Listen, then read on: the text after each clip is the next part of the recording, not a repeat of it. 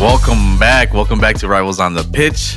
We're here to go over an exciting, not so exciting match week 20 and match week 21. Don't be fooled. A lot of teams didn't win, even though they came out with some draws. They didn't win. Spurs being one of them, and Arsenal being the other ones.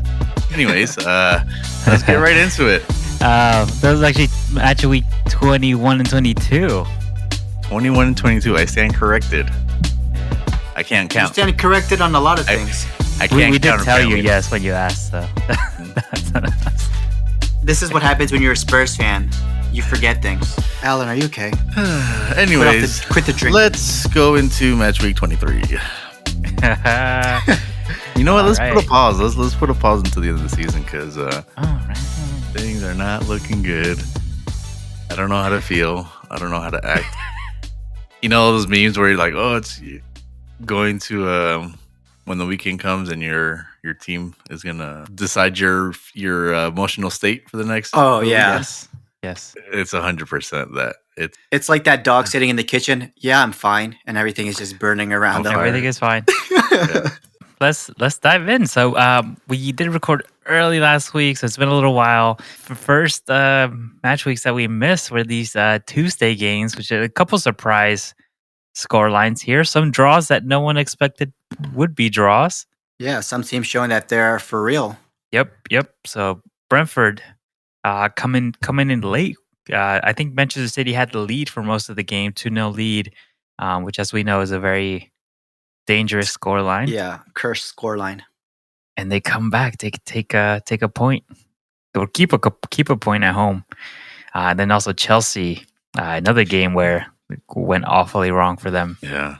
Did you see Pep's reaction to the goalkeeper? Keeper? Oh yeah, after the game, the goalkeeper. Yeah, tough love. Yeah, he was. That was weird. It was like a weird tough love. Like I don't know if he was embracing him or if he wanted to like punch him, but it was weird.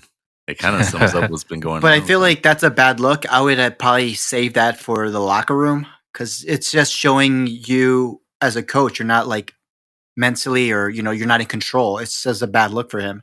When he wins, everything is great, but now you're actually seeing what it looks like when things aren't going your way. I gotta say, I'm kind of enjoying this whole lunatic phase that he's going through because when everything's fine, everything's winning, he's the most charming guy and he can get away with being jokey all the time and not being serious. Everything's a joke. Everything's funny.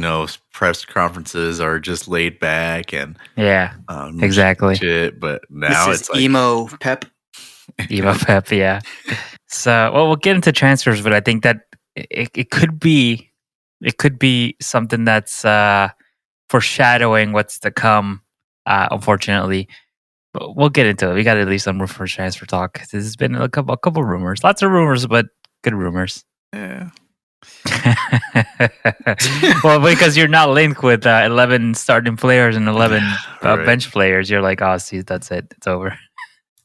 I think it's been over, good but thing it is what it is. We got a goalkeeper, and we're linked with, guess what? Another young kid. Ooh. Oh. Because you're seeing how good that's planning out for you guys. Right, exactly. West Ham, 3-2 against Fulham, who I think we all were rooting for Fulham, but West Ham with their new managerial coach. Yeah, his first match of the game, his first match, and he ended up getting the 3 points, which is a good showing for them. You're a wizard. Brings back a little faith in West Ham. Pa. And then one more draw on Tuesday. Nottingham Forest at home to Liverpool. And it ends in a 1-1. Randy, thoughts? Opinions? I think revenge is going to have to wait a little bit. What can I say? Forest is legit, I guess. They're playing at home. Chris Wood, again, scoring. I think he's very close to tallying his all-time goal scoring in a season. It was a little scary in the beginning, but I think once the second half came on, we were much more in control compared to how it was in the first half. And then our super subs, Tsimikas and Jota, coming in, and right after they come in, maybe like a minute later, corner kick, Tsimikas with the cross, Jota jumping up in the air, getting that nice header in. We were able to pull out a draw. At least it wasn't a loss, but any point matters right now to keep the title race where it has to be. But it was a good showing. I like that Liverpool. We keep fighting, and it's a good look for us. That's what you need to do. You got to fight for everything. And Forest are a scrappy team. They're a hard team to beat, as you can see. Yeah, I think that's a good view on. Nope. Ooh, no. You said we're gonna chop the forest down. What did you say, Alan? Burn it down. I said something else, but I think it got censored. Liverpool, the Lumberjacks are going to come into Nottingham Forest, and we got to turn this around because not like it's a point away from home. The scrappy team. Yeah. Don't worry, we'll get to Arsenal and Spurs. You said revenge is going to have to wait, until next year because you already played them. So you didn't get it this year. Yeah, you missed out. The best revenge is when you're holding the title. Okay. Oh, okay. And if you lose it by 2 points, we're gonna come back to this game. That's fine, but it won't be Arsenal lifting up the trophy. Okay. Last time you said that, you guys were a lot. That lead was a lot bigger. When they beat you the first time, you're like, we will make the same mistake. It's been shrinking. It's shrinking. We remember you. Remember, a lot of draws in a row. Yeah, you have Everton coming up, and they beat really, really, really good teams. Yeah. Name a really good team they beat. You better not say Spurs. Spurs. But yes, we do have a game in hand. Yes, we've had a couple draws, but talking about this game, it was a draw. Yes, the lead is shrinking a bit, but the good thing about it is the teams aren't able to capitalize on that. Like said Arsenal team, said Chelsea team. What we had in this match week. Point. Yes, you had in this one, but again, we also have a game in hand, and it was given, but yeah. Well, there's still plenty of season to go, but we still have a lead. At least we're getting a point out of it, so it helps. 0 is what we're trying to avoid, but we all have those teams, right? I think it's going to be Nottingham Forest for Liverpool. For Arsenal's Villa is one of those and teams. For Spurs, it's the whole league. And for Spurs, it's Ipswich, Crystal Palace, Everton, Southampton. All these two. Yeah. Don't worry about us. You're just focusing on us. No, we are. We're starting to worry. You guys are. Yeah, man. You're just aiming all the attention towards us because you guys, when Forest lifts that trophy at the end of the season, you guys are going to be. We didn't bottle it. No. I have something. I do have to speak on something that I'll bring up later in the podcast. I'll hold it till the end. All right. So moving on to Wednesday, we had Everton at home hosting Villa, and Villa take the win. 1 goal. Everton, as we know, trying to hold on to any points that they can get, and they just couldn't hold out on this one. Leicester City at home lose to Crystal Palace. I think we all expected that one. Yep, I think we all picked Crystal Palace to win. And they're in good form right now, so that's pretty good for them. Yep. It's just a sad look for Leicester and Ruud van Nistelrooy. Yeah, quite a couple losses in a row now, I think is a wake-up call. It goes to show now Manchester United, obviously with problems of their own, but they're not missing him. Then we had Newcastle at home against Wolves, and they take it with 3 goals. Wolves starting to lose their cool a little bit. Their players... staff turmoil going on. There's something. It's like imploding. Yep. It's got to be frustrating because, as we mentioned in the podcast, they do play well. They have great players, but it's just like it's not happening for them. And now they have a new management. They were in the relegation, and now they're just out of it. You thought maybe something will click, so they could at least keep a bigger gap between them and the relegation, but. It's not. The only thing keeping them apart, I think, is goal difference at the moment. Yeah, because they're 6. They have 16 points, and Ipswich, which is 1 spot below them in the relegation zone, is at 16. So they're not. Wow. They're far from safe. Yeah, we'll see. It's not looking for them. We might have to pick some of those players up. Yeah, because I don't think many are going to.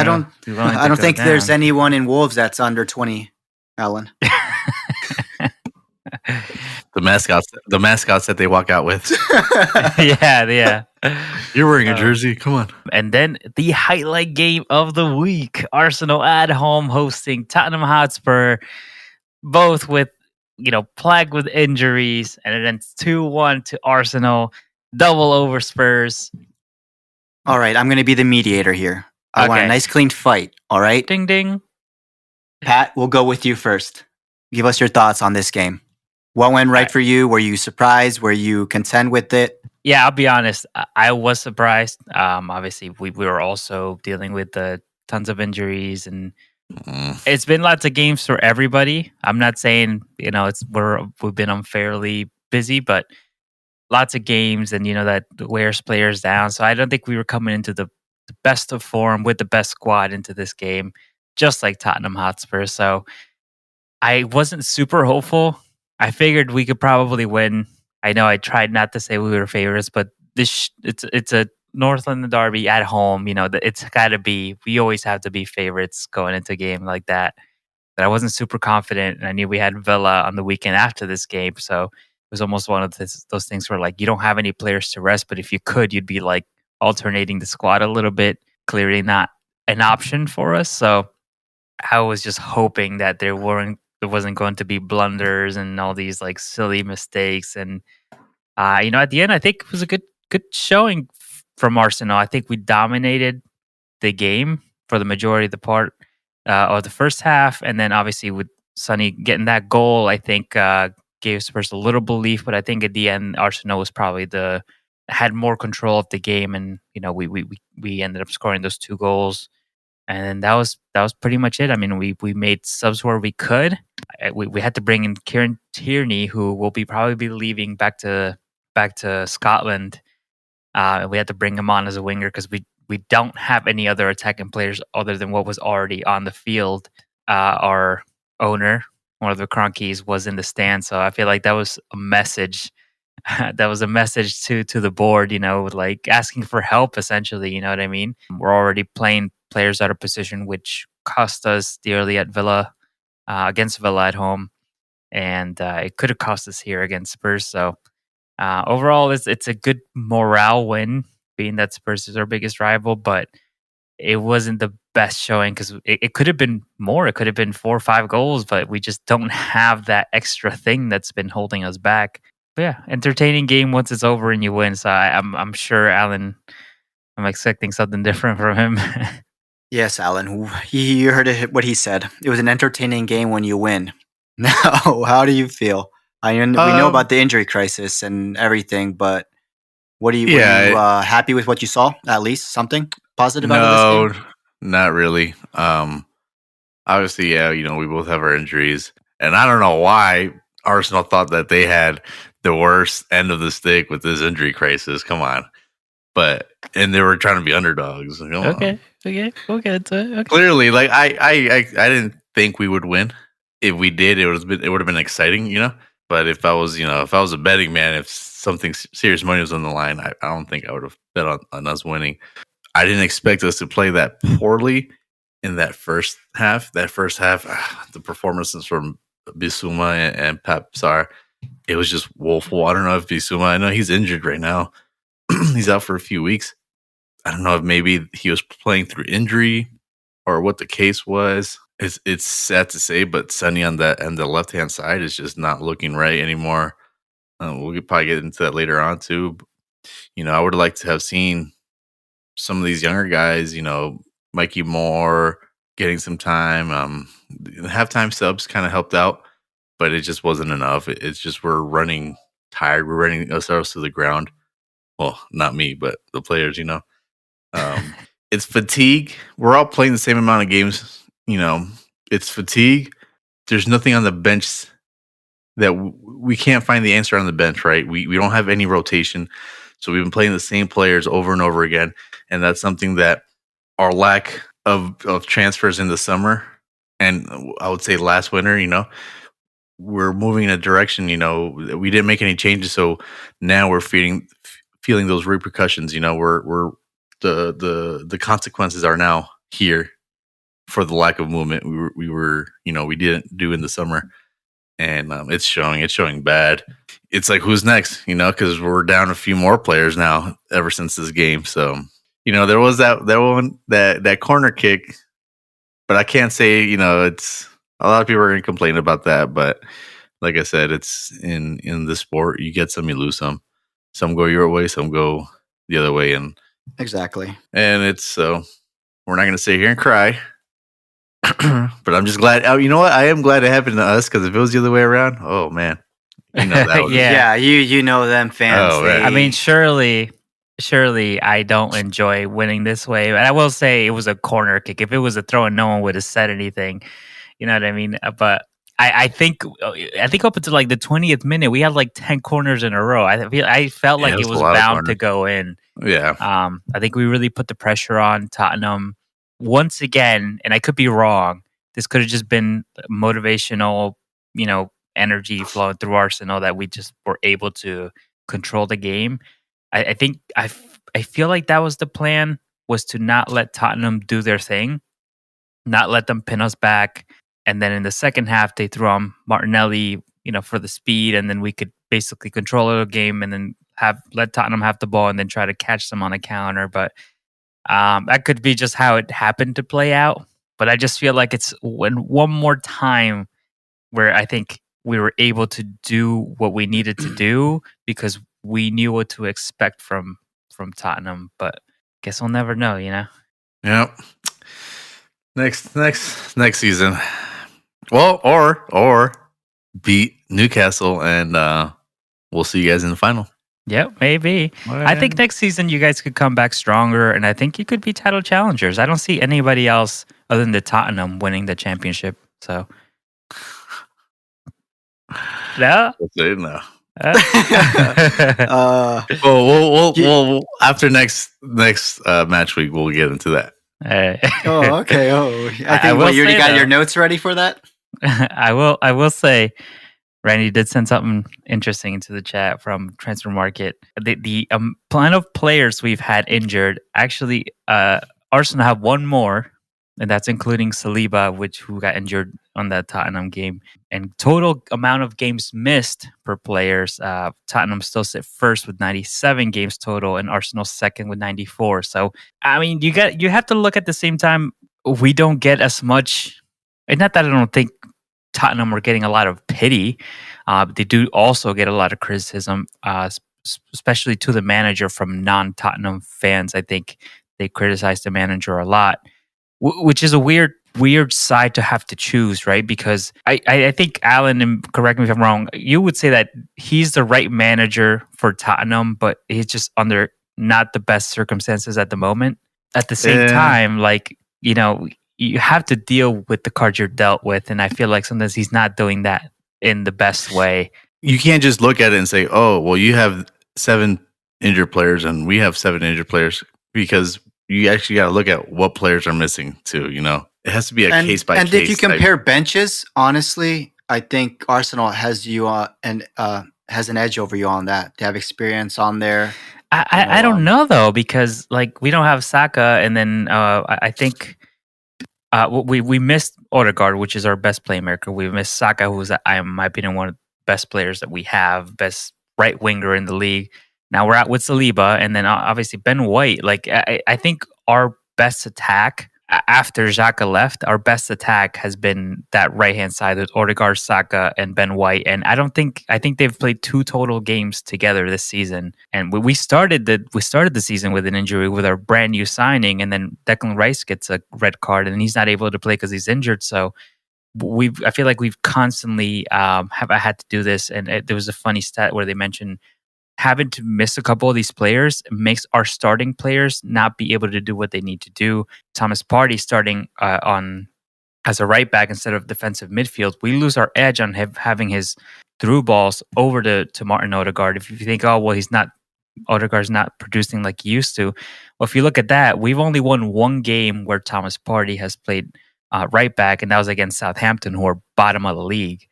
Every single other game we've lost, and that's including or not one, including the Villa game this weekend. So, yeah, maybe we still have some of our starters, but everybody's having to play out of position. I mean, Timber was playing center back, and he's a right back. So I do understand what you're saying. I just don't think we've missed everybody at the same time, but I feel like we haven't been able to field our most optimal starting 11 either. And I just think maybe we could have been more fortunate because you're missing your 2 best center backs.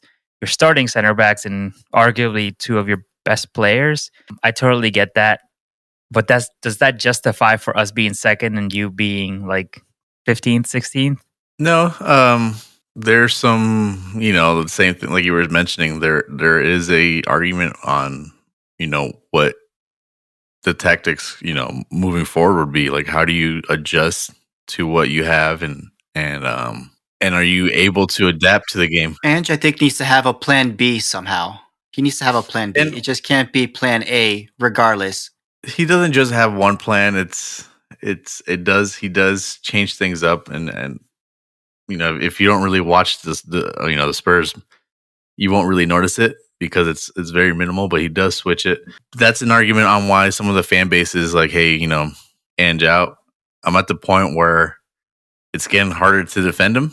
It's one of those cases where if they decide to kind of, move forward without him, then I'm not going to sit here and protest it, and if they decide to keep him, then I'm okay. I'm going to back him, but a lot does have to do with the lack of, like I said, the bench, and the players we have.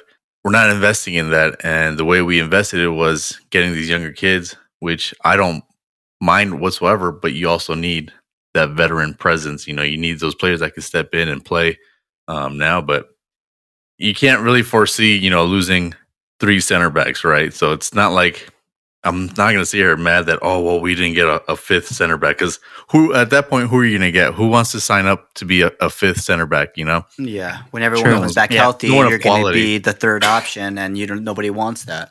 Yeah, that's right. True.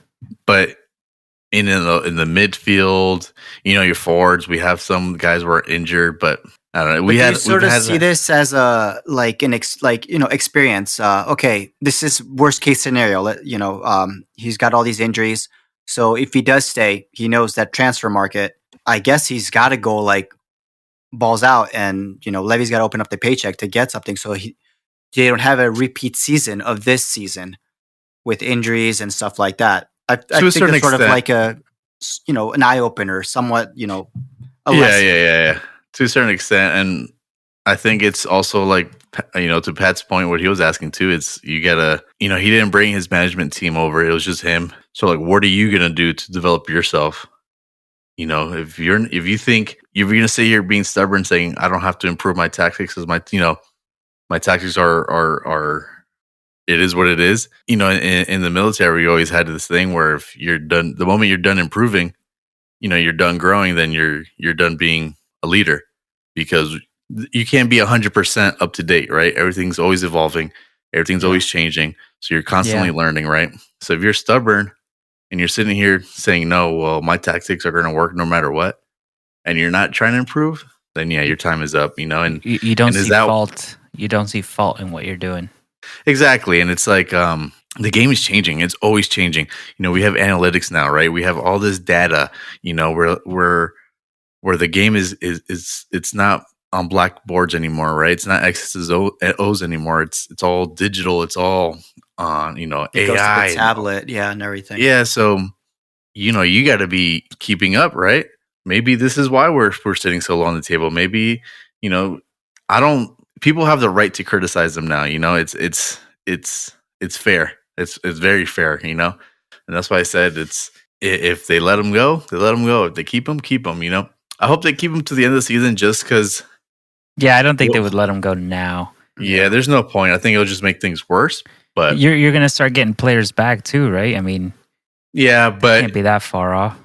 If he starts losing the locker room at this point, it's. That's what I was curious, and they mentioned on NBC after the Everton game against Tottenham. They said that it could be almost disrespectful to other teams for him to assume, for Ange to assume that he could go anywhere and play his game, that he's going to go everywhere and dictate it. It's almost disrespectful to the quality of the sides that he's facing, and this is the result of him doing that. And I get that he can change things tactically, and he has. And I'm sure we don't watch Tottenham every single game. We watch as much as we can. But we probably don't see it down to the detail, and we're also not professionals. Yeah, I mean, he does have to hold himself accountable as well. And it does seem like we're well past the halfway line. but there is still a lot of season left. I mean, the window's got 2 more weeks, so let's see what they can do. They'll start to get players back. This is probably the lowest point they've been in many years, Tottenham. Yeah. So you can't go much farther down, and if you do, I think they don't have to wait till the summer to let him go. Right? He's not a player on a contract, so yeah, we'll see. I really hope I'm ready to get these players back, but I'm not hopeful when they do come back. That you could do much. I mean, I'm do so much. What's realistic? You're thinking like just get into the top 10. Top 10, yeah. Basically, that's it. Maybe stretch it 8th, 9th, or something like that. Realistically, 7, 6, 5. 8, 6 is 4. At this point, it doesn't even matter where we land on the table. To be honest, it's the main focus right now is the domestic cups, and then Europa. We have Hoffenheim next on this week for the Europa, and it's like they're a struggling side. But then again, are we going to play a lesser team to save some of our players, or are we going to go out there and try to win so that we're not in that playoff, the Europa Cup playoff scenario, or do we want to go out there and win and then be tired for Leicester, and who knows, are we even going to beat them? And I think, and this is where very hazy. This is where I fear for Tottenham is I think Andrew will want to go all out on this Hoffenheim game. I fear that Leicester could do something against a obviously tired and not rotated squad there against Spurs. So I can see Leicester's a must-win game, right? Yeah. Because I mean, how much lower you can let us? We can't ride out the rest of the season with 1 or 2 points. We're gonna end up in the bottom, and that's a no-go. This needs to be an eye-opener to the ownership.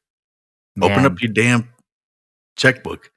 But it's not just ownership; it's ownership and I think you got to give it to the players as well. But it's an eye opener. Not to call him, I'm sure he's a lovely dude, but not that he's a little puppet for Levy. But it's almost like he defends him too much. Like if you don't have the players and you're just saying, "Oh yeah, this is what we agreed on. This is what we agreed on," you're kind of setting yourself up. You're just being a shield for him. He put so much into the stadium, into the name branding, into the partnerships, into this F1 track. He's worried about Spurs, the brand, but it's the team that gets you that. And I mean, he's got to bring money in somehow, but you got to spend it too. Yeah. Well, what are you bringing your money for then? For his own pocket? I mean, like I said, you gotta pay the stadium off. There's no name other than the club's name on it, and I feel like that's a big loss of money. I mean, Arsenal just sold their training ground for some Middle Eastern travel agency just to get a little bit more funds. You know what I mean? I get what he's doing. He's a good businessman, right? Yeah. But you're also forgetting the roots of this club. So you're saying the name. The club is taking a backseat to the profits of this. Yeah, exactly. Yeah, I have heard good things. I did go to Tottenham Hotspur Stadium. You bought a jersey, didn't you? I did buy a jersey. All right, clip it. Oh, Alan's got his second wind. He's got energy now. After feeling down. It is a nice. It's a new stadium, but I mean, I also follow a couple, sports journalists that cover the Premier League. So they did mention that Tottenham had the best food and best accommodations and best seatings, and obviously it's a brand new stadium, huge, and even in AFTV, Arsenal Fan TV, they've said that it's a fantastic stadium. So, but it's almost like that's what he wants. Like he takes more pride in people saying, "Wow, this is a great stadium," than being like, "Wow, this is a great team," And that's as a fan, that's what you feel. People want to go to the stadium to see the team. They're not going to the stadium because they want to, see the stadium and see all the architecture and stuff like that. But I'm saying that's what it seems like. That's what he takes pleasure in. Being able to be like, well, we have partnerships with X, Y, and Z. we do this. Like, that's more important. But that's the businessman side of him. And you can't fault him for that. But if that's what he's going to be, step aside, do that in the background, and then have someone else come in and work with with the director of sporting and with Lang and all those guys, and build a squad that's going to keep the momentum going. But I guess there's a lot of stuff that can happen still. Maybe they listen to the podcast. Maybe they we got to shut those guys up. We got to shut them up. They got good points, but I was going to say, I guess coming final in the Champions League, chasing the league a couple times. I think you chased down Chelsea, finished second. You chased down Leicester, finished third. I guess coming that close didn't make them spend the money. So I wonder if being this low on the table will. You can only hope, yeah. Maybe he's more scared. Imagine this stadium and this, doing what he's doing in the championship. I mean, I'm sure we're all thinking no way Spurs go down, because if we don't believe Everton's going down, why with Spurs? But it would just be our luck, and not even our luck. It'll be our. You can't call that luck. Like, it'll be our doing. The only thing that the term you hate, only silver lining here is there's another team doing just as bad with even a bigger brand. Oh yeah. United. Respect. So yeah, Manchester United taking on Southampton, and they went 3-1 on Thursday. Then we also had Ipswich lose to Brighton at home 2-0. But Manchester United, if we just jump over to the next match week on Sunday, they took on Brighton and lost 3-1. They were saying Brighton Munich. But the stats, you can't win a game with only one shot on target. And that only shot was the penalty kick that Bruno did. You can't win a game like that unless Brighton don't shoot at all, but that ain't going to happen. That's, what's it called? It's unacceptable. Just one shot out of 90 minutes. No. They have these highs, and then they have these like super low lows. But what's high? Beating Southampton isn't a high. Most teams do it. Well, they knocked Arsenal out of the FA Cup. They drew away at Anfield, which hadn't done in years. They put a respectable performance, and then they have these sort of matches where you're like, I mean, we know Brighton's a good side. They haven't been as good as they have been for the past couple of years, but they're still a respectable opponent, and they were away as well. Yeah, Old Trafford. Exactly. Old Trafford is becoming a place where you've neutralized that home advantage. It's basically a second home for the away team. That's how bad it's getting. I mean, Spurs won there. I mean, we win everywhere. During different seasons. Yeah. Maybe not all at the same time in the same season, but we win everywhere. We've won everywhere once, at least. Yeah. But yeah, Manchester United, and they've been linked with a couple moves, which should we wait till the transfer talk later? Yeah, because they've been linked with moves in and then moves out. The whole team is transfers. I don't think they'll let this kid go, but the Carlos, starts with the B. Carlos. Oh, Baleba? Or Baleba? Yeah. Baleba? There you go. Baleba. You a Baleba? Good, yeah. I'll sign him. Send me how much. Yeah, but Brian. Send us the invoice. Brian was on the pitch invoice. I'll sign you going to do a payment plan? Yeah, all of us pitch in. But yeah, Brighton still holding strong. We go back to Saturday for match day 2. If you guys want to talk about the highlight game, Newcastle at home against Bournemouth. Yeah, what a good game. Did not expect that outcome. We picked right. No, we didn't. We all picked Newcastle. I mean, we picked the right game to make the highlight game. Oh, yeah. I did not expect this to go this way, and Bournemouth just thrashed Newcastle. Expected. And we were talking about how hard St. James Park is to win, and they made it look easy. They made a blueprint for Arsenal. They said, this is what you got to do. Be the underdog. You are an underdog. Listen, you're 2-0. Listen, I'm not Anjin, and I told you guys this. I'm not Anjin, or I'm not Ange out, but if they decide to fire him, sack him. Areola? Yeah. Okay. I think since last season, I'm like, this guy, I like his.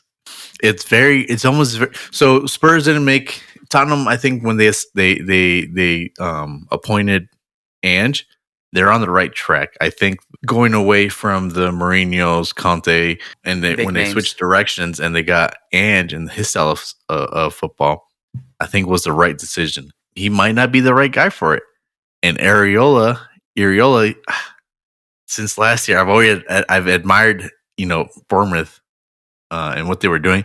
They had a real slow start last season, but once they settled in and got everything going, they were a really good side, and they continue that into this season, especially with their signings. I'm just saying, if they were to do that switch, I would not be upset. I'll be like, okay, cool. I mean, it would be enticing, honestly, because Spurs is a bigger name. But looking at the position you're at in the table, they might get. Why would I get Europe? Why? Yeah, exactly. Yeah, why would I go down when I'm doing this? Who knows?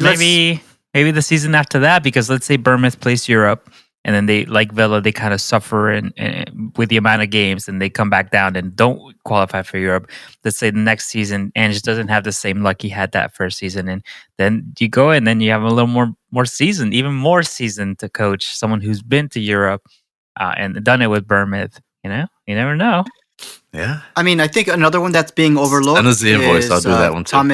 Thomas Frank from Brentford, but I heard his name was as well. Yeah, his name was strong around. Even for Man United, I believe they were looking at him. But but these, I think now it's just trying to get a coach that is young, unknown, and letting them turn into those managers that are going to become a big name. And I believe, Areola is he's one of those coaches. He's the one coach on the rise to do what he's doing with Bournemouth. Yeah, it's a pleasure to watch. I mean, I as a fan, I would hate for him to go. And they're doing it without Evan Nilsson. Yeah. And this after was losing Solanke. But why? When you got Kluivert, and then look at 3 goals, a hat-trick this game, 2 hat tricks this season. Kluivert. Yeah, he's on fire. His first one was all penalties. Yeah. So he did it legit this time. Yeah, no penalties. Yeah, but against a hard team away, and they were beautiful goals. They were fantastic. The first goal he made, it seemed like it was a tap in, and it was from outside of the box. He just guided it right into the corner of the goal. That's gonna say. And the second one was a defensive mistake. Yeah, the pressure they put on was good. I gotta say, Tyler Adams, U.S. men's national team player, former New York Red Bull, monster in that midfield. And he was getting all over the pitch. He was getting in players' faces. That's a good kind of player to have. He doesn't shy away from a tackle. I forgot where he played. I think it was Red Bull Leipzig or one of those Red Bull teams. But that's why they bought him, because he was like an engine, a workhorse in the midfield. And it's good to see him healthy and continuing to do that in one of the toughest leagues. Yeah, good highlight game of the week. And I was saying, let's pick this one. You guys were like, no. Yeah, all right. We had to convince you. Speaking of, next week, I think we might have a good contender. Bournemouth. What was it? Forest Bournemouth. It's gonna be good. The future. We'll get to that. We'll get to next week soon. But let's just keep on going. There's things we didn't. Teams that we're gonna pick for the highlight game of the week are gonna surprise us, because they ain't gonna be the big names like we usually pick. Yep. You'll get. Pat got so excited he was like the highlight week of the game again. Yeah. It's the week of the highlight of the game. Woo! But good overall. So we also had Liverpool away at Brentford, and they win it at the late goals from Darwin Núñez. Ooh, Darwin again. That's why I give credit to Brentford. Thomas Frank. They played well. They were defensively well. The goalkeeper was outstanding. They were so close, and it's a pity. Yeah, if I wasn't rooting for them, I would give hats off. I would have been content, because they played outstanding. Arne Slot with the subs in the second half, bringing in Chiesa, Harvey Elliott. Those are the difference maker. And, Trent Alexander-Arnold with that setting up the play for the first goal, and then getting it into the box, having the first pass blocked, and then getting the rebound and getting it to Darwin Núñez in the middle. Perfect. I think Darwin Núñez has the most last minute winners so far this season, and just thought one was enough. He had to do it again, and it's a nice to see him get his goals in because I know there's a lot of talk about him not scoring, but sometimes this is what you need, a confidence booster. Like I said, a lot of people don't give him credit because of the work he does off the ball, but it's good to see him score twice and hopefully can keep going. And, we got the 3 points, which is great. We fought to the very end and we extended our league at the top, and that's what we want. We want those 3 points, and it was a good fight from Brentford. I give them, if they play like this, they're a tough team for anybody. Do you feel like, not nervous, but do you feel like your performances are starting to decline? Are you a little bit like on this, now, do you go less confident into these matches? I was going to say, or do you feel like your opponents are starting to be a little more cautious because they know what they're facing? So they're like... That's what I was going to say. I was going to say what Pat mentioned. I just think at this point, you've played them already once. There's film on Arne Slot's Liverpool team, so you know what to look out for. So I guess more teams are paying notice, paying attention to these things, and it showed. I still think, like I said, we have quality. We have a nice bench, so we do have options to mix it up. But I think it comes down to the boys, just trying to go for the win, trying to get that goal, fighting till the last second. And, sometimes you get them like we did against Brentford, and sometimes you don't, like we did against Nottingham Forest. But I just think it's more due to the teams paying notice and catching on to Liverpool's tactics and more than fatigue, in my opinion. So let's go Forest. All right, so then we also had Leicester at home lose to Fulham, get their points back after that loss to West Ham. West Ham lose to Crystal Palace. Then we had the Arsenal at home getting a draw. Another the dangerous 2-0 lead dropped against Aston Villa. Wonder header from Tielemans, and then another strike from our man Watkins. Ollie Watkins, that's right. I mean, they were both crosses, but I wasn't going to say it was bad defending on your part. I think the second goal had a slight deflection, which got it out of reach, and which allowed the other one to Watkins to head it. But I mean, I don't think it was like poor defending or anything. I just think they were perfectly cross. That they were able to get. Yeah. So I mean, I think it's frustrating because I feel like we've been lacking in attack. Party again, as I mentioned earlier, playing out of position, we lose a little bit of that control. Those passes that other players can't make onto like Odegaard, we've been lacking that edge in the attack, and then this time we get that edge. Trossard, who was on fire against Tottenham, he was on fire again. He was doing whatever he wanted on the wing. 2 assists for him, one for Kai Havertz and one for Martinelli. And then our defense let us down. And, Saliba was out injured. Saliba was out injured. Partey had to fill in the right. From the right, Urian Timber had to fill in center back. So lots of moving pieces of these, like I said, these starter players that now have to play out of position. And I think, the crosses were fantastic and the goals were even better. But I think having maybe a right back that's, a right back if we had Ben White, if Urian Timber was playing that right back position, maybe those crosses don't happen. And that's where I think we lost the game. I think we were the better team, but Aston Villa and that's what's happened a lot this season against teams like Newcastle and Manchester United. The teams that have less shots on goal, maybe less shots on target, but they're putting them away against us. Whereas we can have as many chances that we have, and we're just not putting it away. Going into these 2 games, Tottenham and Villa, like I said, I wasn't expecting to win both of them. And I would have taken a draw against Villa before the game, but after the game, it just looked like we were the better team, and we tried so hard to go for the game, and it just didn't happen. We did score a goal, which unfortunately hits Kai Havertz's torso and hand, and it goes in, so it has to be disallowed because by the rule, if it hits a hand before it goes in, it has to be disallowed. So super unfortunate because I think obviously it wasn't intentional. I don't think it deflected the goal, but rules are rules, and that's totally fair. But it kind of reminds me of the not very similar, but like the Newcastle Spurs goal where the hand played a vital part in the build up to the goal. And it's like, well, if you're gonna allow one but disallow the other one, like what's like I said, it's two different scenarios, but they're very close to, Yeah, no, I totally agree. It doesn't make sense, but from what I understand that the commentators were saying is that because the goal went directly from a hand, that's why it was disallowed. Some people argue that it didn't hit his hand or that it hit his torso before it hits his hand, but that's yeah, it doesn't make any sense to me. But apparently that's the rule, so you gotta, I guess, live with it. But what I was gonna mention before is that I just feel like we are experiencing, maybe not to the same extent as Tottenham, but almost very, very, very close. I mean, we were lacking bench players. Coming into this Villa game, we were already starting an 18-year-old left back.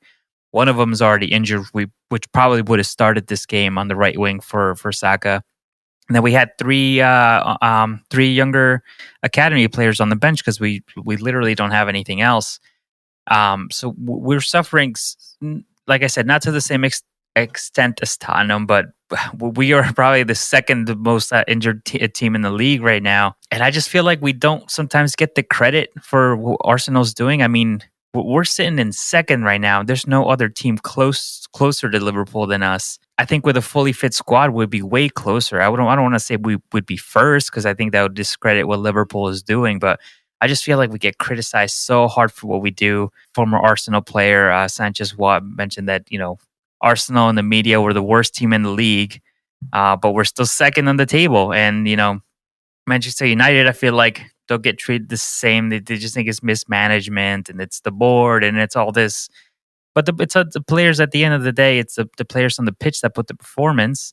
Yeah, I just feel like that kind of stuff ends up like, it gets to the players sometimes. And yeah, I just feel like, for example, obviously we had some mishaps at the beginning of the season, a couple red cards, and then we get a draw against like Brighton. And, it's all like, oh, well, Arsenal did this wrong. And what are they doing? That was stupid. That was silly. And then at the end of the day, when it comes to Liverpool and they lose a player to a red card and they only get a draw against Fulham at Anfield, it's like, oh, well, they're a team that's trying to win the league. And it's like, why is the comparison so different when their circumstances are the same? You know what I mean?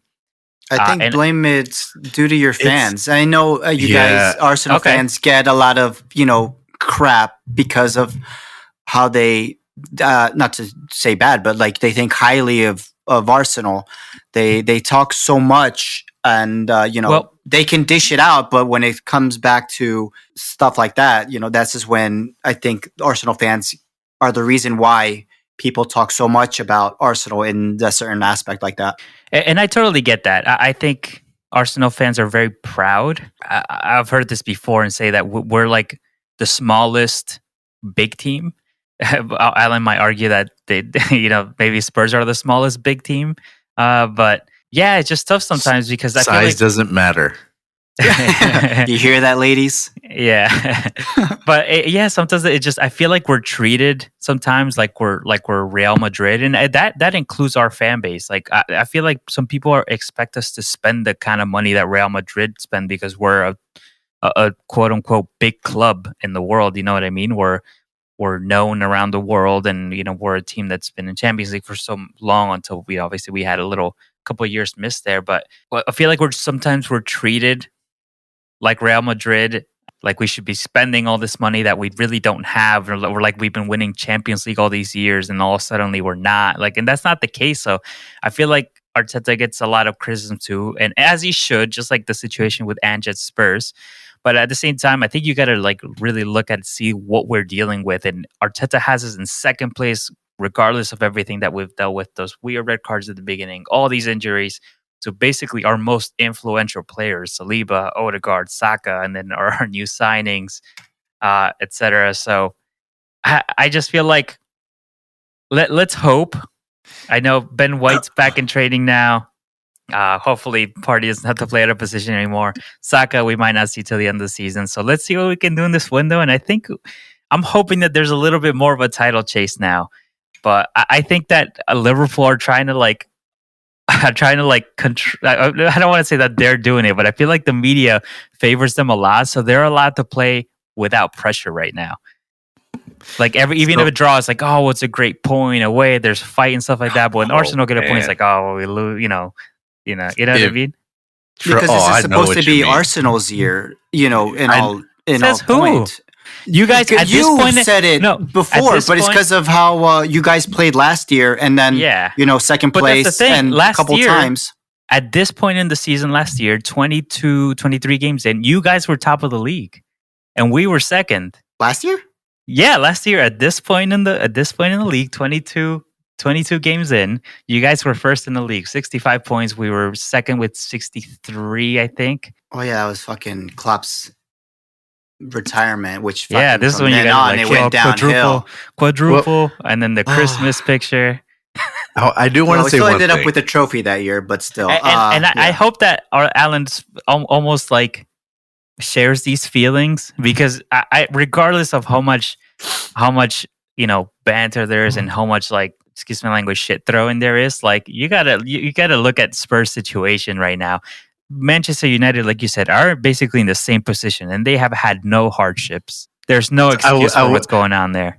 I will say one thing. So yeah, like, being a Spur fan and a Tottenham fan, like, you see us portrayed in the media a lot different than it's kind of how you're saying, but we see that with you guys and for Liverpool and all the teams above us.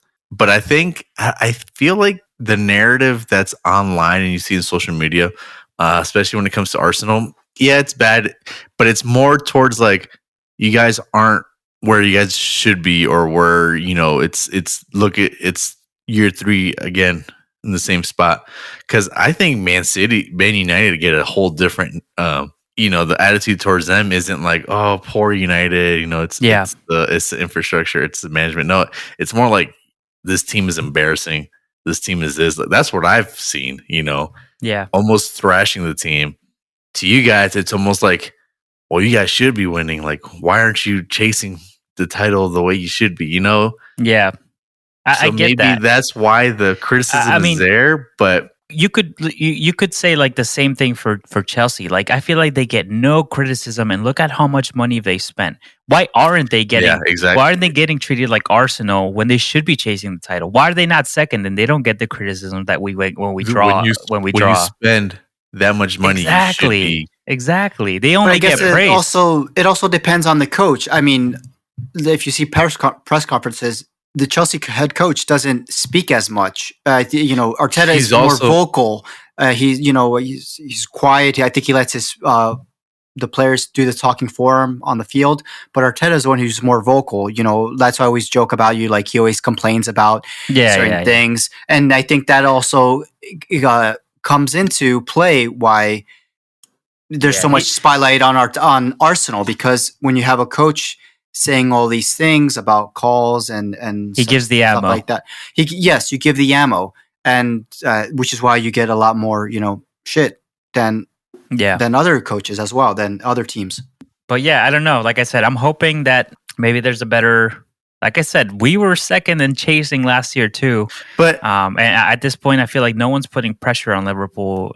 Nobody, not us, not the media. So your lineup for the last game was Kai Havertz, who you paid 60, Trossard, who's a known but he's our starter. Martinelli was also fantastic. He's a youth player. I mean, so is you can't. But a few years ago, he was the greatest thing on earth, right? Well, he had a fantastic season. I think we had the basis. Okay, to say so that. that player's there. Declan Rice, right? Odegaard, Mikel Mourinho, who you guys just signed, Skelly, who's this wonder boy. I'll give him that. He's 17, full of energy. Timber, who's been everyone's saying is the best right back. And you also got Raya, who officially signed the contract after being on loan. Gabriel, and then you just lost Liba. So you've been playing with your two center backs who have been quoted as the best center back duos in Europe. Well, that means a lot. That means a lot right there. Oh yeah, especially, and I think it shows. Like I said, we have the least conceded amount of goals. Actually, now we might be tied with Liverpool now, but I think it shows. you have Raya, who's been going for the Golden Glove for 2 years. So you're starting your team isn't, and then on the bench you have Jorginho, Sterling. Depends who's on there. Trossard as well. Well, that's what I'm saying. Like these are like scraps. Like Jorginho was a player that Chelsea didn't want because look at how much money they spent. Kai Havertz, yeah, he was 60 million, and I do think that we overpaid, and I think he would be a fantastic bench player. I think he would be a fantastic tactical player where you need him in a game like Newcastle where you need the height, things like that. But he's our starter, and we now have no other backup for him. We don't have Jesus. We sold Nketiah for a record amount of money, which is 32, which is laughable. And then meanwhile, you have at Liverpool, for example, you brought on Nunes, who scored 2 goals. Nunes is not really a starter in this Liverpool team anymore. And he was like 70 million? Do you have a 70 million pound striker on the bench? No. Because we don't. No. Yeah, exactly. That's what I'm saying. Okay, but let's not compare that to Liverpool. Let's compare it to Forest. Oh no, Forest, I mean, I can't. They deserve all the credit and no criticism. And then again, I think when you look at Forest and you look at Liverpool, the amount of injuries that they've suffered is very minimal. So yeah. But they're taking advantage of it, and they deserve that credit. I mean, right now we're tied on points with them. I think we're only separated by goal difference. Yeah, you're both on 44. Just goal difference. And then you have. I forgot to mention Party. Like, I don't think you have injuries, but they haven't been okay. Maybe if it sucks because you get one player back, you lose one. You get one player back, you lose one, and so you haven't been on rhythm. And I think if that wasn't the case, yeah, you and Liverpool will probably be neck and neck in this race, right? And yeah, to be honest, I think Arsenal does get some stick, but it does deal with like this. We put our team on a pedestal. You put it, and then there's excuses that come around, like, well, we can't do it because all right, that's fair. Because that, that's fair. But then you look at teams and you're like, well, you're still one of the better teams in Europe. Like, I don't know. Clip it. You heard that, Randy? No, I think his mic went off. I didn't hear that. Then I wonder what he says about Liverpool then. Table-wise. Yeah, like Liverpool? I said, I think we've been in different circumstances from Spurs as far as injuries. I think it has been one player. As soon as one comes back, another one goes out. But like I said, I think it also shows because we've had to play players out of position. And I do think we deserve a little more credit for where we're at, but I think we do deserve the criticism too. I think Arteta sometimes speaks a little more than he should. And I think that we also treat ourselves like we're a bigger team than we really are. Like we've never won a Champions League, but we feel like we deserve to be on that same conversation. Exactly. Stuff like that. But then again, you have to look at it from your point of view, from outside as well. Arteta has been there for how long compared to Ange? Yeah, I mean, he was a new coach, and we took a gamble on him. So and it paid off in the beginning. Yeah. You sort of shot yourself in the foot by winning the Community Shield and the FA Cup. Yeah. So that's like, look at what he did in his first 2 years, and now seeing the progression, but you don't see silverware going with that. People get hooked on real quick. They saw the 2 trophies you won. And then they're expecting it. Oh, now we're going to keep winning and we're going to have more silverware. And when it's not going to plan how they envision it, this is why you're getting all this slack and all this shit being talked about. But I will say, if we win the Carabao, I'll say Arteta's just as good as Ten Hag. So. Yeah, but the thing is, there you go. But the thing is, you're not. As an Arsenal fan, do you want the FA Cup? Do you want the Community Shield? Do you want the Carabao Cup? No. What you want is what you've eluded you for years. The Champions League, which you haven't gone. That'd be awesome Tigers to have Cup. for the first time. Tigers Cup. And the Premier League. You always mention it. Yes, the golden year, the Invincibles, but that's all you have. To say, and eventually that fades. Won't fade away, but you do need more. You don't want to keep mentioning that every time. You want to mention, yes, we won it when look at the strongest Liverpool team when Pep was in there. That's something you want to brag about now. You just want to keep bragging about the same thing.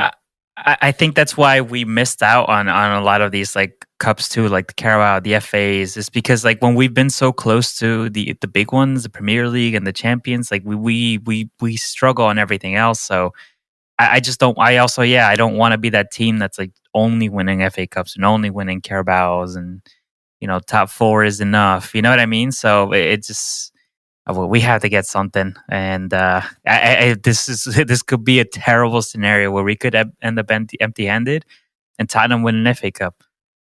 Ooh. Oh, and I do want to say those Spurs fans will get.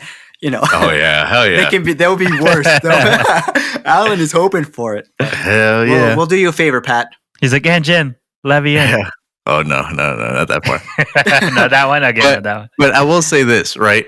You said that we were all kind of not behind Arsenal, but we weren't giving them their praise.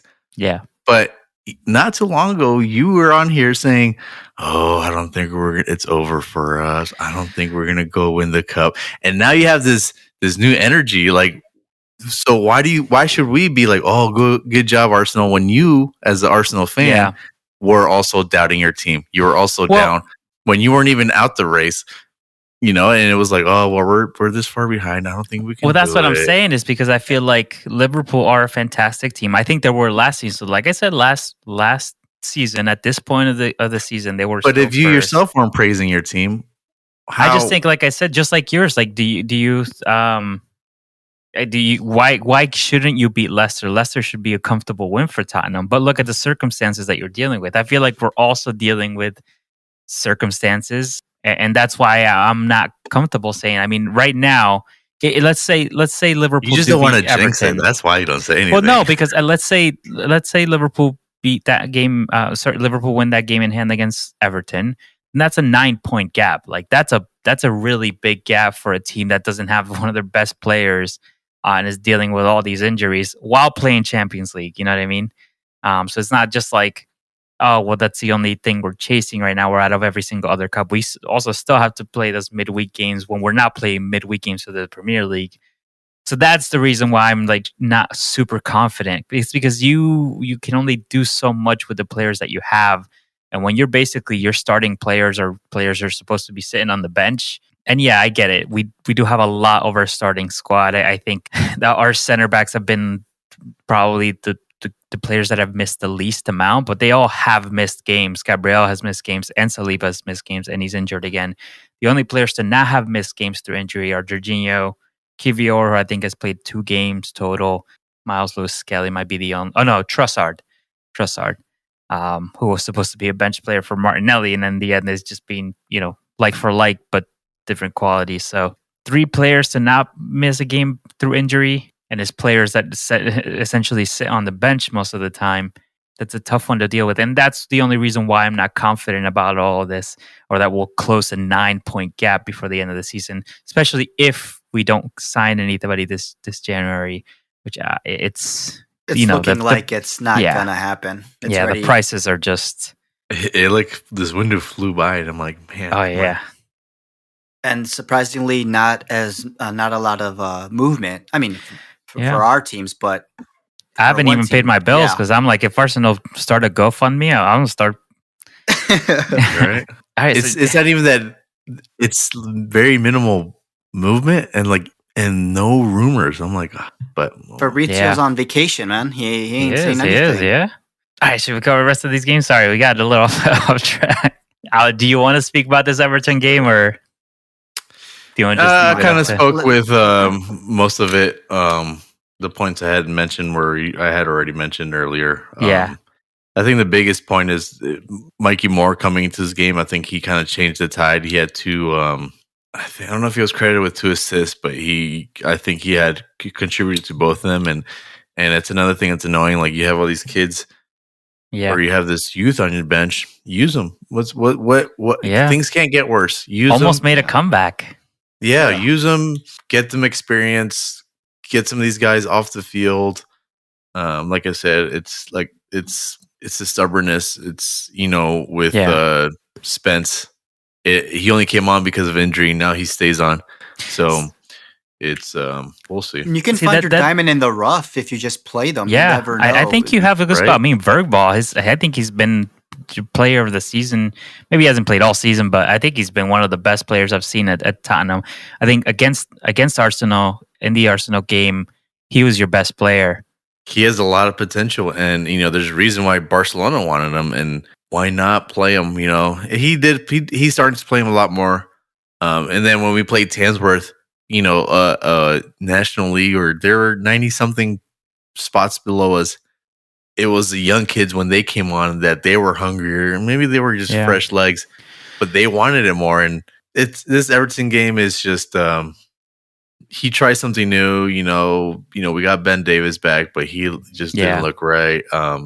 Fitness. Archie Gray playing out of position, or playing his position, which he looks out of position. Yeah, it didn't work out well for him. Poor him. Own goal. Yeah, that was. Could have gone anywhere. This is a tough one. This is worse than the Arsenal loss. This is something that kind of just. Everton with the new coach, though, new tactics. Moyes, they look different. They were really impressive. It was already 3-0 in the first half. Yeah. We had an opportunity, and again, this was what I was going to mention. Son had a perfect opportunity to put one in the net in the first half, and right at the keeper, right at Pickford, and you see that thousands of times, and he puts it right where he needs to. And there's something, I don't know if he's injured, or just fatigued, tired, but it's sad to see. He's one of the reasons why 32. I follow this club. Yeah, you need to rest. Man, he needs rest. I can't wait. But this is where I think, and just the right type of managers. You guys were down 3-0, and I get it. That's also his part of his responsibility, but he tried to rally the team back up. We say you're 3 down, just throw it all on the grill, and that's where I think he excels. And you guys almost had a comeback, but this just goes to show what you can do with what you have. You know what I mean? If you don't, you didn't have that first half like that, it could have been a 3-0 game for Tottenham too. And it just seems like these first halves are killing us. And like I said, I would like to see him see out the season, get these players back, see what we are still capable of. But if we're moving on, then I'm not going to have any. I'm not going to protest it, but yeah. Moving on to next week. All right. And just the last game that was today, Chelsea, or yesterday. Sorry, Chelsea at home hosting Wolves, and like I said, more uproar from some of their players. Cunha refusing to sign that Wolves contract that we expected was signed already, but apparently it's not. Yeah. They forgot to dot the I's, cross the T's. He lied to us. Yeah. So they said no. Well, I didn't write my whole name. Just he said I maybe. Well, he signed it on a napkin. It wasn't good enough. He did a takey backies. Yeah. He had his fingers crossed when he signed. He's like, nope, got you good, fuckers. Sorry, you want to do a quick round of rumors?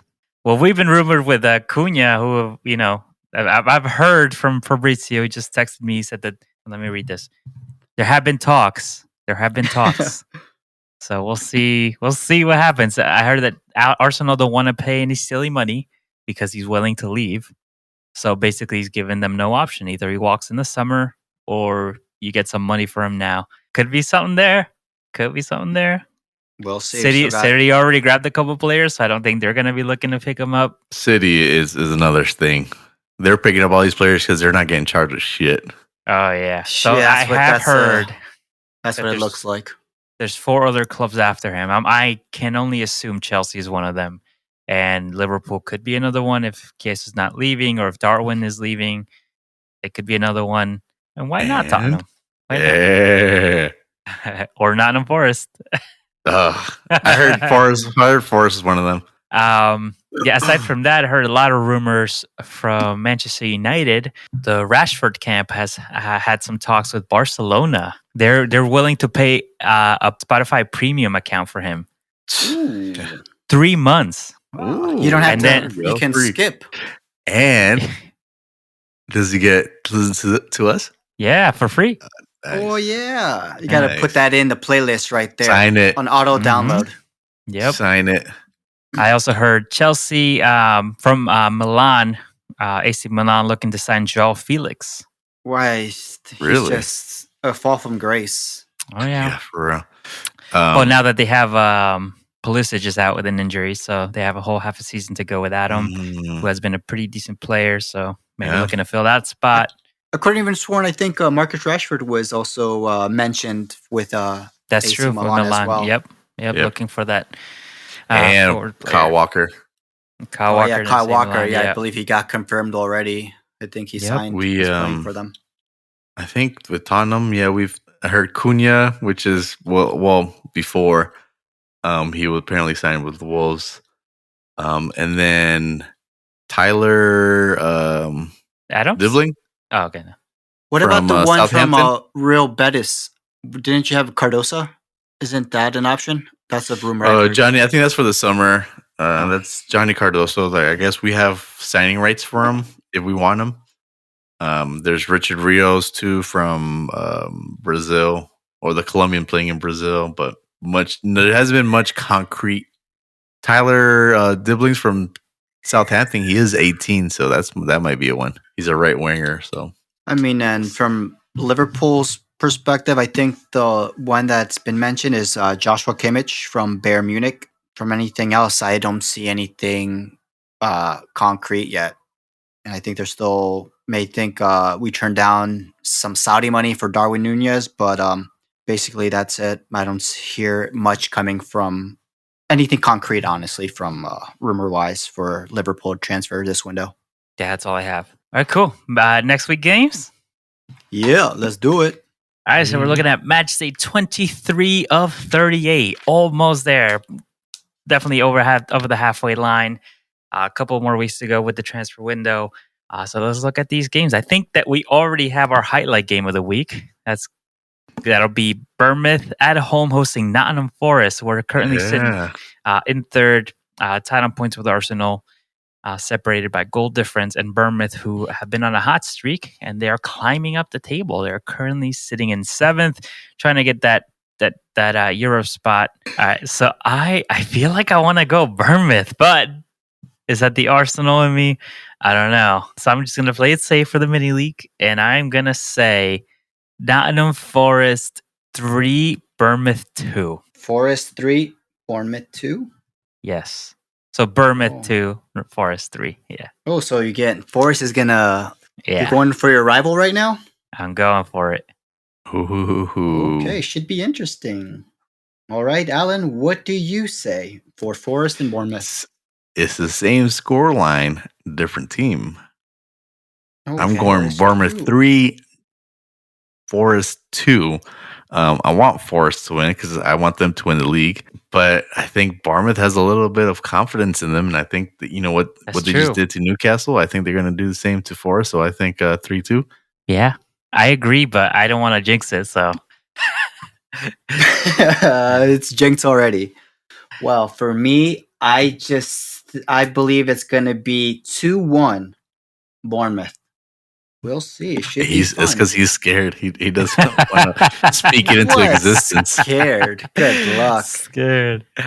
All right, let's dive into the our team games. So, Wolves are hosting Arsenal. I'm going to go with a 2-0 win by Arsenal. So Wolves 0, Arsenal 2. 2-0 for Wolves. That's what you said? Heard. Got it. Sight. 2-0 Arsenal. Alrighty then. All right, Randy, tell us your prediction for your game. Brighton at home to Everton.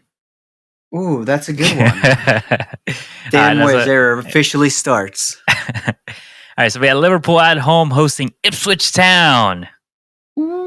Liverpool's going to win, but I just hope I get the scoreline right. I believe it should be 3-0 for the Reds. All right, clip it. Clean sheet, clip it. Yeah, clip it. Clean sheet. Ed Sheeran ain't going to have nothing on us. Then we have Tottenham at home hosting Ruud van Nistelrooy and Leicester City. Is it the Vardy show again? Nope. Typical. I whatever. I can see it, but what do you say, Alan? No, I won't allow it. You had a real strong say in last games. Yeah, I'm gonna be on there on the center back. If you see me, warming up. Slower than everybody else. don't feel confident, which is unfortunate. But I'll do a 2-1 Tottenham victory, please.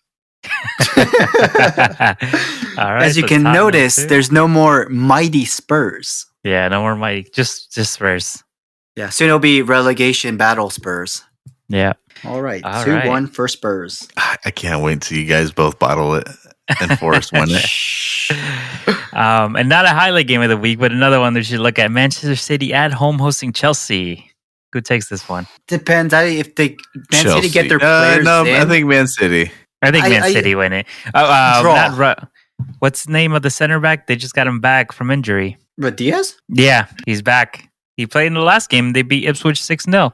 Best Ipswich, man. Funny how that works. And now Arsenal are going to have to play him again when Rodri's back, probably. Already. Oh, gosh. But I think it should be a draw. Yeah. And then he's talking about why Arsenal would get so much shit. Right, stick. There you go.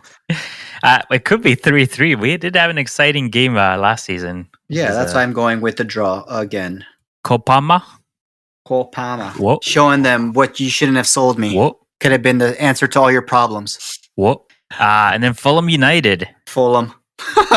Remember, this is the worst Manchester United team. All right. I will say From West Ham Ruben. over Villa. Battle of the turquoise and maroon. Yep. Winner gets to keep their kit. What's his name? Emery's not gonna know who he's coaching. Another rumor. I heard West Ham are going in for the Colombian Duran. striker Duran. Yeah, Yep, I heard. I think they offered him like 70 for Yeah, him. I 'cause think they got they're planning rejected the 40. to put the West Ham jersey in his locker room and just see Oh, he's our he gets player on the now. wrong Got him. bus. Yeah, if he scores an own goal, you know where he's heading. And Crystal Palace, Brentford, Birds and the Bees. Ooh, that's another good game. Crystal be Palace is magic on there. fire, I think, and they're playing home. They should pick up the victory. Crystal Palace. All right. Someone was excited about that one. Yeah, Alan screaming right there. Yeah, good match weeks. Who wants to close it? Alan, you want to close it? Oh, Clopen. I don't think I have the energy to do it. All right, Randy. I'll do I it. think. All right, do it, Alan. Do it, Alan. Because the season's not over yet. All right. Plenty of energy, plenty of games. We can still take the treble. That was match week. We went over match week 22 and 21. I'm 23. For all my Spurs fans out there, Tottenham fans, please keep it together. We'll get through the season. It's not over yet. We can still take 3 cups home. Europa, FA, Carabao Cup. There's still hope. For everyone else, I hope you do really bad. All right. Make sure you hit us up on Instagram. Follow our content. Rivals on the Pitch. Hit that like button. Share us with your friends. And I'll see you guys next week. I'm Alan. I'm Randy. And I'm Pat. See ya. Bye.